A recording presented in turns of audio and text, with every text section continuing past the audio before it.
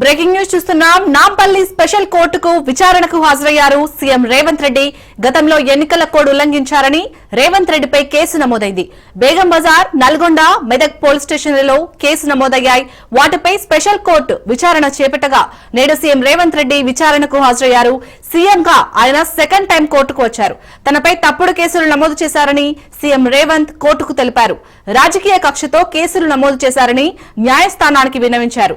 రేవంత్ వాదనలు విన్న కోర్టు తీర్పును జూన్ 12కు వాయిదా వేసింది.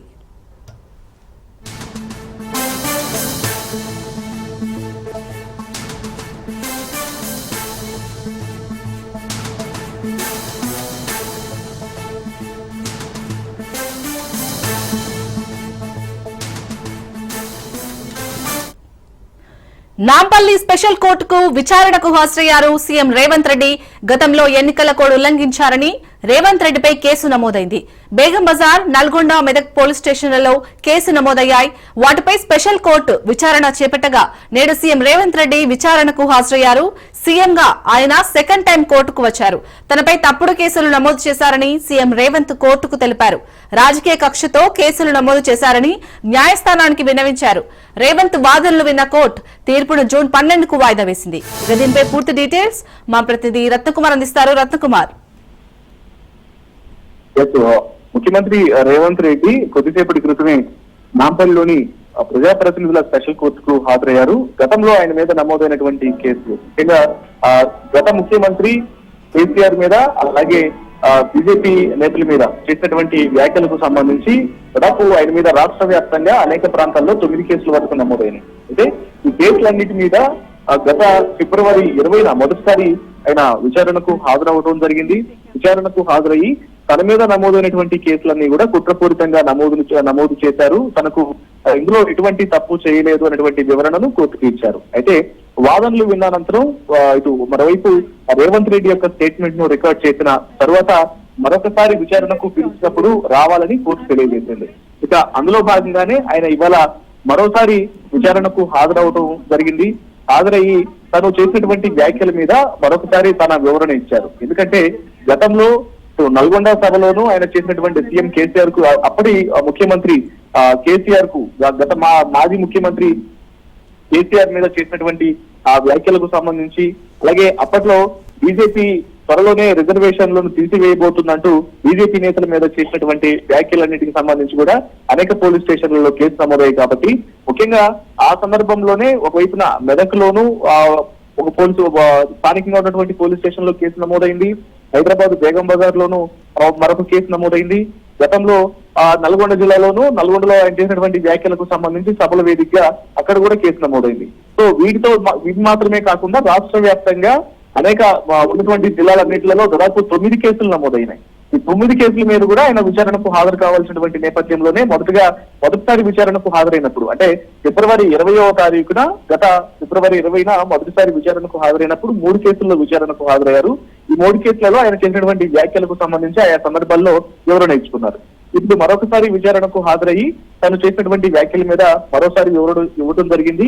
మొత్తం మీద కోర్టు ఇప్పుడు 2 సార్లు విచారించిన అనంతరం దీని మీద తీర్పును జూన్ 12వ తేదీకి తీర్పు ప్రకటిస్తామంటూ కూడా తెలియజేసింది. ఇక విచారణ అనంతరం కొద్దిసేపటి క్రితమే కోర్టు నుంచి సీఎం రేవంత్ రెడ్డి వెనుదిరిగారు. Right, thank you Ratnakumar.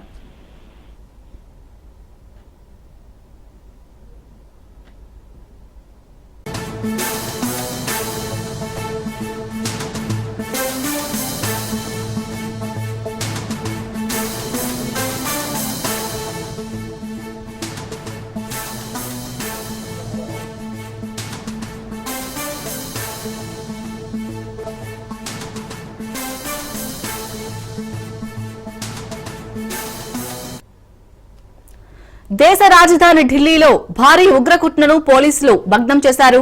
ఐఎస్ఐతో ముడిపడి ఉన్న గూఢచర్య నెట్వర్క్ ను పోలీసులు గుర్తించారు.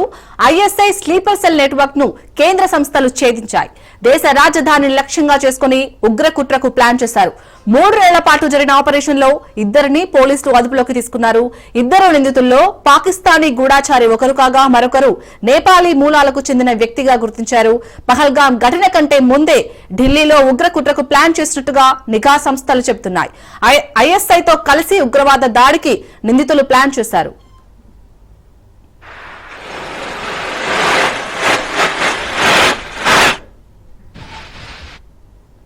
నేపాలీ మూలానికి చెందిన అన్సారుల్ మియాన్ అన్సారీ ఐఎస్ఐ అభ్యర్థనతో ఢిల్లీకి వచ్చాడు. ఐఎస్ఐ హ్యాండర్లను అన్సారీ కలిశాడు. భారత ఆర్మీకి చెందిన పత్రాలు, సీడీలను పంపాలని కోరగా అన్సారీ అందుకు అంగీకరించి పంపేందుకు సిద్దమయ్యాడు. అన్సారీని ప్రశ్నించిన తర్వాత రాంచీలో అఖ్లాక్ అజంను పోలీసులు అరెస్ట్ చేశారు. భారత ఆర్మీ పత్రాలను పంపడంలో అఖ్లాక్ అజాం అన్సారుల్ కు సహాయం చేశాడు. ఇక ఢిల్లీలో భారీ ఉగ్రకుట్ర వెనుక పాక్ హై కమిషన్ కు చెందిన ముజమ్మిల్ డానిష్ ఉన్నట్టుగా నిఘా సంస్థలు గుర్తించాయి.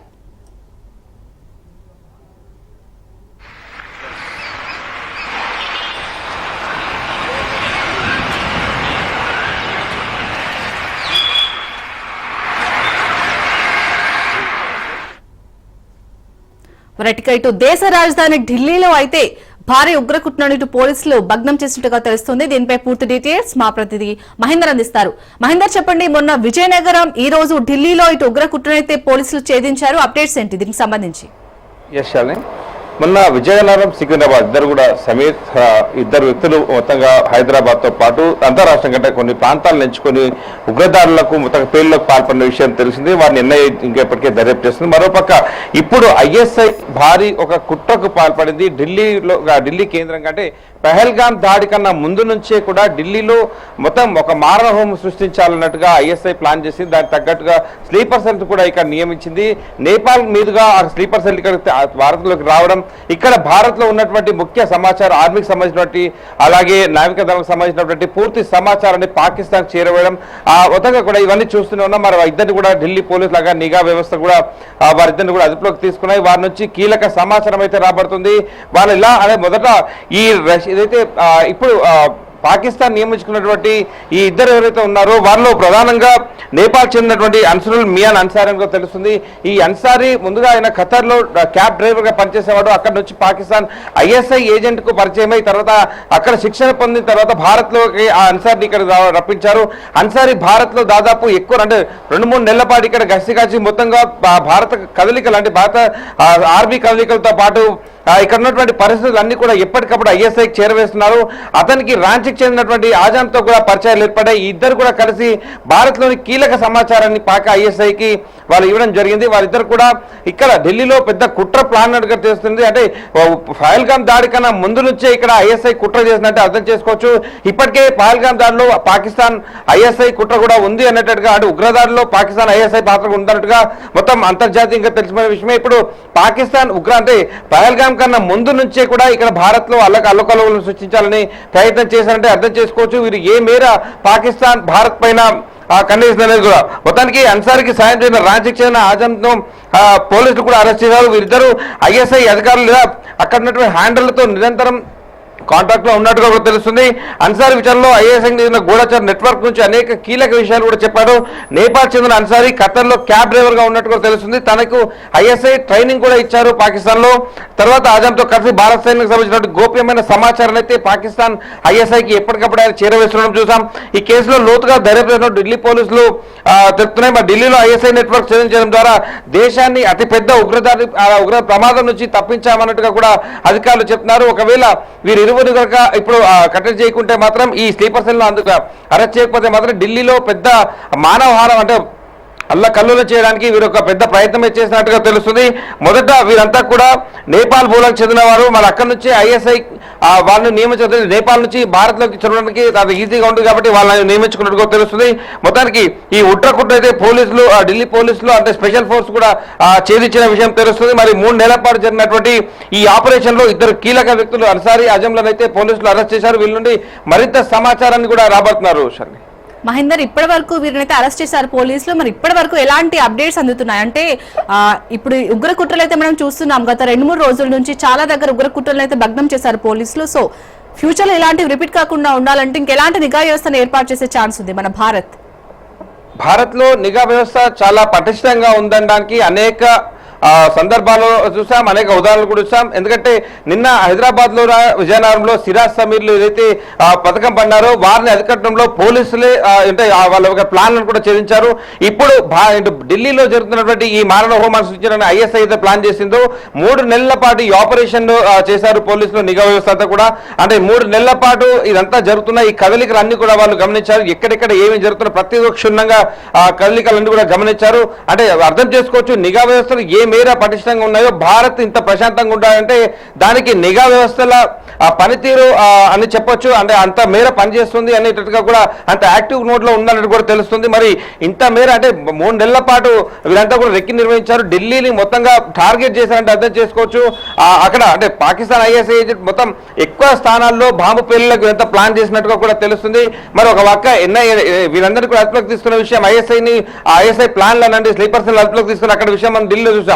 ఇక్కడ తెలంగాణ ఆంధ్రప్రదేశ్ లో ఉన్నటువంటి ఈ సిరాజ్ సమ్మిళ్లకు పథకం పన్నారు. మరి ఢిల్లీ చెన్నై మొత్తం కూడా ఈ సౌత్ రాష్ట్రాలన్నీ కూడా మహారాష్ట్ర, కర్ణాటక, హైదరాబాద్ అంటే తెలంగాణ, ఆంధ్రప్రదేశ్ లో ఇక్కడ కుట్రలు కూడా భగ్నం చేశారు పోలీసులు. సో నిఘా వ్యవస్థ చాలా పటిష్టంగా ఉందని మాత్రం దీంట్లో చెప్పొచ్చు. నిఘా వ్యవస్థను ఎప్పటికప్పుడు అభినందించడంలో కూడా ఏమాత్రం అతిశయోక్తి లేదు.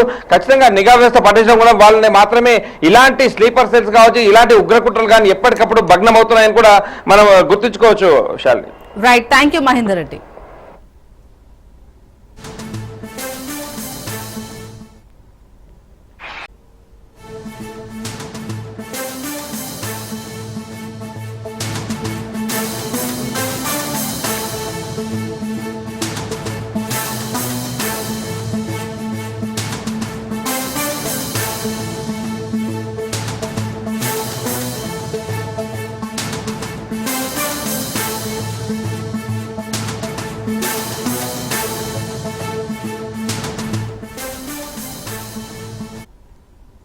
ఛత్తీస్గఢ్ బీజాపూర్ లో మరో ఎన్కౌంటర్ జరిగింది.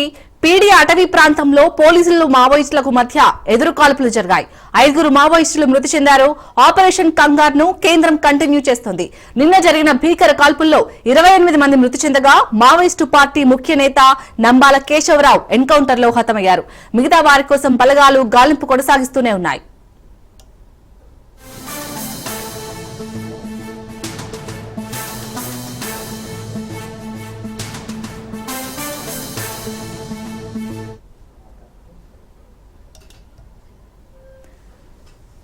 ఛత్తీస్గఢ్ బీజాపూర్ లో మరో ఎన్కౌంటర్ జరిగింది. ఎన్కౌంటర్ కు సంబంధించి పూర్తి డీటెయిల్స్ మా ప్రతినిధి ఉపేందర్ అందిస్తారు. ఉపేందర్. ఇప్పటికే అటు సుక్మా బీజాపూర్ జిల్లా సరిహద్దు ప్రాంతంలో తుమ్రే అడవుల్లో కూడా ఈ రోజు మరోసారి అయితే ఎన్కౌంటర్ అయితే జరుగుతుంది. ఇటు భద్రతా బలగాలు మావోయిస్టుల మధ్య కూడా ఉదయం నుంచి కూడా ఎదురుకాల్పులు జరుగుతున్నాయి. అయితే ఈ భద్రతా బలగాలు ఏదైతే డిఆర్జీ బలగాలు, డిస్ట్రిక్ట్ రిజర్వ్ గార్డు కావచ్చు, ఎస్టీ స్పెషల్ టాస్క్ ఫోర్స్ బృందం కావచ్చు, ఇటు కోబ్రా జవాన్లు మాత్రం కూంబింగ్ నిర్వహిస్తుండగా ఒక్కసారిగా మావోయిస్టులు అయితే తారసపడ్డారు. ఈ నేపథ్యంలో ఇటు మావోలకు ఇటు భద్రతా బలగాలకు మధ్య ఒక్కసారిగా అయితే కాల్పులు అయితే కొనసాగుతున్న పరిస్థితి కనిపిస్తుంది. ఇక ఈ ఎదురుకాల్పుల్లో దాదాపుగా 5 మావోయిస్టులు మృతి చెందినట్లుగా కూడా మనకైతే సమాచారం అవుతుంది.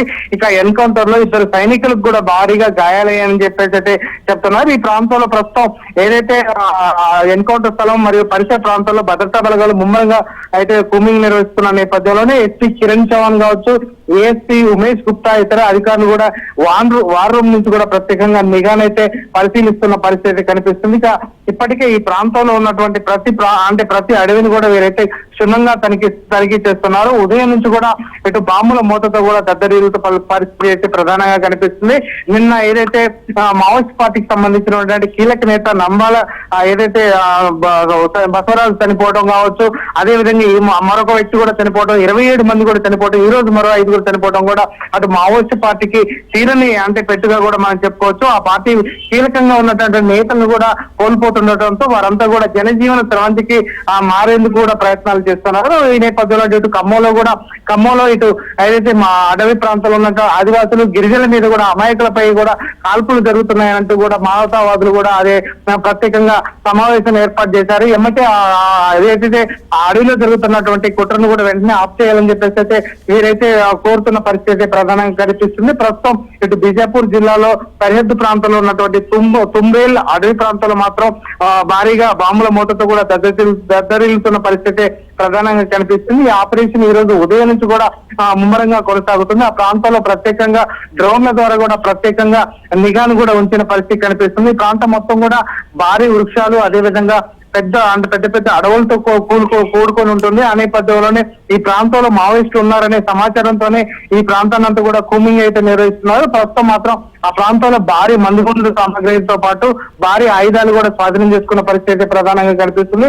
ప్రస్తుతం ఆ ప్రాంతంలో కూమింగ్ అయితే కొనసాగుతుంది. ఇక మరికొన్ని రోజుల పాటు ఏదైతే ఇప్పటికే అటు కేంద్ర హోం మినిస్టర్ అమిత్ షా చెప్పినట్టుగా 2026 మార్చి 31లో మాత్రం దేశంలో కావచ్చు ఇటు రాష్ట్రంలో మావోయిస్టు రైతులు దేశంగా తీర్చిదిద్దేందుకు కూడా ప్రయత్నాలు సాగుతున్నాయని చెప్తున్నారు. ఆ దిశగా ఇప్పటికే ఛత్తీస్గఢ్ ప్రభుత్వంలో ఉన్నటువంటి హోం మినిస్టర్ విజయ్ శర్మ కూడా ఇదే విషయాన్ని నొక్కాడిస్తూ అటు మావోయిస్టు భద్రతా బలగాలకైతే అన్ని రకాలుగా సహాయ సహకారాలు అందిస్తున్న పరిస్థితి కనిపిస్తుంది. మరోపక్క ఇటు మావోయిస్టులు కూడా జనజీవన స్రవంతిలో కలవాలని చెప్పేసి జనజీవన స్రవంతిలో కలిసి తక్షణ సాయం కింద వారికి 25,000 రూపాయలు కూడా ఇస్తాము, వారికి పునరావాసం కల్పిస్తామని చెప్తున్న పరిస్థితి జిల్లాలో కనిపిస్తుంది. ప్రస్తుతం ఈ ప్రాంతంలో మాత్రం కొంత సెర్చింగ్ ఆపరేషన్ అయితే కొనసాగుతుంది. Shalini. Right, thank you Upender. Back to news. Nirmal జిల్లా ఖానాపూర్ లో రైతులు ఆందోళన చేపట్టారు. నచ్చన్ ఎల్లాపూర్ చౌరస్తాలో అన్నదాతలు రాస్తారోకో నిర్వహించారు. తడిసిన ధాన్యాన్ని కొనుగోలు చేయాలని డిమాండ్ చేశారు. అకాల వర్షాలకు వడ్లు తడిసి ముద్దయ్యాయి. కొనుగోలు కేంద్రాలకు తీసుకొచ్చిన ధాన్యాన్ని అధికారులు యజమానులు కొనుగోలు చేయకపోవడంతో తడిసి ముద్దయ్యాయి. ఇక రైతులు చేపట్టిన ఆందోళనకు బీజేపీ మద్దతు తెలిపింది. అధికారులు రైస్ మిల్లు యజమానులు కలిసి అన్యాయం చేశారని బీజేపీ జిల్లా అధ్యక్షులు రితీష్ రాథోడ్ ఆరోపించారు. పండిన ప్రతి వరి గింజను కొనే వరకు రైతుల ఉద్యమానికి అండగా ఉంటామన్నారు.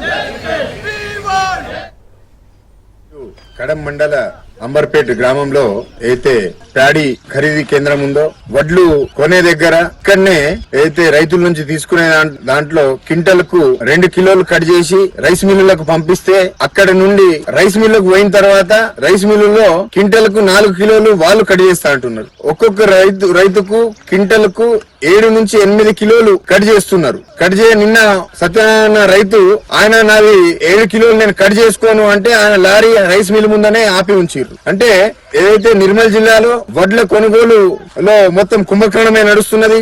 ఈ కుంభకోణం వెనుక జిల్లా యంత్రాంగం ఉందని తెలియడం జరుగుతుంది. ఎందుకంటే జిల్లాకు ఏదైతే రెవెన్యూ సిబ్బంది చేయాల్సిన పనులు ఐకేపీ ద్వారా కూడా కొంటున్నారు, తర్వాత ప్యాక్ ద్వారా కొంటున్నారు, డిసిఎంఎస్ ద్వారా కొంటున్నారు. కానీ ఇవన్నిటికీ ఈ కార్యక్రమాలన్నిటికీ జిల్లా కలెక్టర్ బాధ్యత వహించాల్సిన అవసరం ఉంది. జిల్లా కలెక్టర్ గారు ఈ రోజు వరకు ఏ కొనుగోలు కేంద్రాన్ని పర్యవేక్షించిన దాఖలాలు లేవు. ఏదైతే ఒక్కొక్క రైతు దగ్గర మీరు 7 నుంచి 8 కిలోలు కట్ చేసిన తర్వాత రైతుకు ఏం మిగులుతుంది? ఇప్పుడు వర్షాలు పడుతున్నాయి, దగ్గర అన్ని కళ్ళాలు ఈ కళ్ళ మొత్తం ప్రతి రైతుకు 20 నుంచి 30% వడ్లు నానిపోయినాయి. ఈ నానిన వడ్లను కూడా ప్రతి గింజను కొనకపోతే రైతులందరినీ తీసుకొని రైతులతో పాటు ఏదైతే తడిసిన ధాన్యం ఉందో ఇవి తీసుకొని డైరెక్ట్ కలెక్టర్ క్యాంప్ ఆఫీస్ కో కలెక్టరేట్ కార్యాలయంలో వచ్చి కూర్చుంటాం. దీంట్లో ఎటువంటి డౌట్ లేదు. కృష్ణా జిల్లా గుడివాడ నియోజకవర్గంలో టీడీపీ మినీ మహానాడు ఘనంగా జరిగింది. మినీ మహానాడులో ఎమ్మెల్యే వెనిగండ్ల రాము, మాజీ మంత్రి పిన్నమనేని వెంకటేశ్వరరావు, రాష్ట్ర గిడ్డంగుల సంస్థ చైర్మన్ రావి వెంకటేశ్వరరావుతో పాటు పార్టీ నేతలు, కార్యకర్తలు అధిక సంఖ్యలో పాల్గొన్నారు. మినీ మహానాడులో పలు కీలక తీర్మానాలు చేశారు. టీడీపీ ఘన చరిత్రను గుర్తు చేసుకున్నారు. కూటమి సర్కార్ ప్రజా సంక్షేమానికి కృషి చేస్తుందని చెప్పుకొచ్చారు.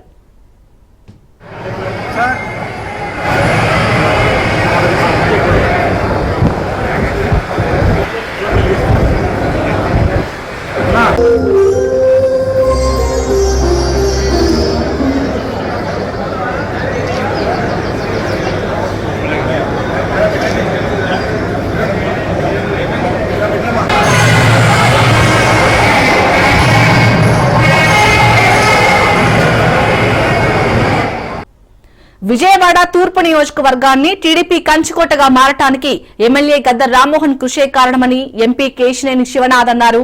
తూర్పు నియోజకవర్గంలో కన్నుల పండుగగా టీడీపీ మినీ మహానాడు జరిగింది. బెంచ్ సర్కిల్ దగ్గరలోని జ్యోతి కన్వెన్షన్ హాల్ అంతా పసుపుమయంగా మారింది. డివిజన్లలో ప్రతిరోజు పర్యటిస్తూ పేదలకు ప్రభుత్వ సంక్షేమ పథకాలను అందజేయడమే కాకుండా తన సొంత నిధులతో పేదలకు ఆర్థిక సహాయాలను అందజేస్తున్న ఏకైక ఎమ్మెల్యే గద్దర్ రామ్మోహన్ అని అన్నారు. తనని చూసి స్ఫూర్తి పొందుతున్నారని ఎంపీ కేశినేని శివనాథ్ తెలిపారు. నారా లోకేష్ సారథ్యంలో 1 కోటి మందికి పైగా సభ్యత్వం కలిగిన ఏకైక పార్టీ టీడీపీ అని తెలిపారు. వైసీపీ హయాంలో టీడీపీ నేతలను రోడ్లపై తిరగకుండా హౌస్ అరెస్టులు చేసి ఇబ్బందులు పెట్టారన్నారు తూర్పు ఎమ్మెల్యే గద్దర్ రామ్మోహన్. వైసీపీ బెదిరింపులకు చంద్రబాబు బెదరలేదన్నారు. నేడు కూటమి ప్రభుత్వం ప్రజా సంక్షేమానికి కృషి చేస్తుందని చెప్పుకొచ్చారు. కాంగ్రెస్ పార్టీకి వ్యతిరేకంగా ఒక వేదిక తయారైంది.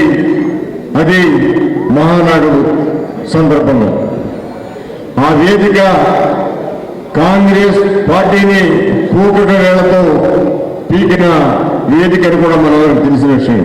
నారా చంద్రబాబు నాయుడు గారి నాయకత్వం వచ్చిన తర్వాత ఈ మహానాడుకి మరింత మెరుగులు తెచ్చే విధంగా నియోజకవర్గ స్థాయిలో మహానాడు, మినీ మహానాడు, జిల్లా స్థాయిలో మినీ మహానాడు, ఆ తర్వాత రాష్ట్ర స్థాయిలో మహానాడు, నియోజకవర్గ స్థాయిలో మహానాడులో మన నియోజకవర్గంలో ఉన్న ప్రధాన సమస్యల్ని ఆ సమస్యల కోసం ఆ పరిష్కారం కోసం రాష్ట్ర పార్టీకి తెలిసే విధంగా మనం తీర్మానాలు చేసి పంపడం, అదేవిధంగా ఉన్న విషయాల్ని మనం మాట్లాడుకోవడం, విషయాలు చర్చించుకోవడం ఈ యొక్క మినీ మహానాడు ఉద్దేశం. రాష్ట్రం మొత్తం దాడులు ఎదుర్కొన్నది ఒక ఎత్తు. మన తూర్పు నియోజకవర్గంలో పొట్టాడు గారి ఇంటి మీద 2 సార్లు దాడి, మన గాంధీ అన్న మీద దారుణంగా దాడి, ఇటువంటి ఎన్నో దాడులు మనం ఇక్కడ ఎదుర్కొన్నాం. వాళ్ళ కృష్ణలంకలో కానీ, గుణదల్లో కానీ, అదే ముస్లిం సోదరు అదే కృష్ణలంకలో కానీ, గుణదల్లో కానీ ప్రభుత్వాన్ని అడ్డుపెట్టుకుని కొంతమంది దౌర్భాగ్యులు చేశారు దాడి. నిన్న మన పొరుగురు సోదరులు వాళ్ళందరికీ రుచి చూపించారు. ఏ విధంగా ఉంటుంది తెలుగు తమ్ముళ్ళ యొక్క పరాక్రమం అనేది చూపించారు. మొన్న వెళ్తే రేపు రావద్దు, ఏ కొండూరు రానివ్వదు, దాటనివ్వము అన్నారు. అట్లాగే ఏ కొండూరు దాటనివ్వకుండా తెలుగు తమ్ముళ్ళు బుద్ధి చెప్పారు. ఇక్కడ రాష్ట్రం మొత్తం మేము రౌడీలు, గోండాలు అనుకునే నాయకులకి ఏ విధంగా బుద్ధి చెప్పారు మీకు చూసారు. కొన్ని సంఘటనలు చెప్పుకోలేని సంఘటనలు జరిగినాయి, వాళ్ళు కూడా చెప్పుకోలేరు. ఎందుకంటే సిగ్గుతో తలంచుకునే సంఘటన కూడా జరిగింది.